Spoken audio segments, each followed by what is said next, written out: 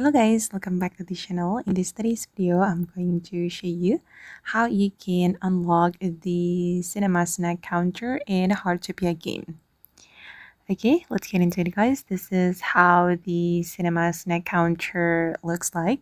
And if you want to get this item, you need to unlock the recipe first. I'm going to open up the festival menu. Okay, and this is the recipe for cinema snack counter.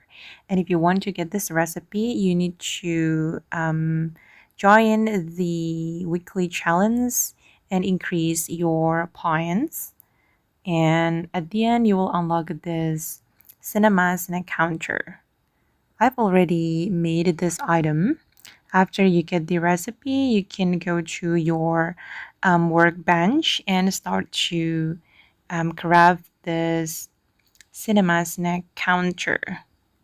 And yeah, it's cool, but it's just a furniture. I mean, we cannot do anything with this cinema snack counter, unlike this popcorn surfing cart.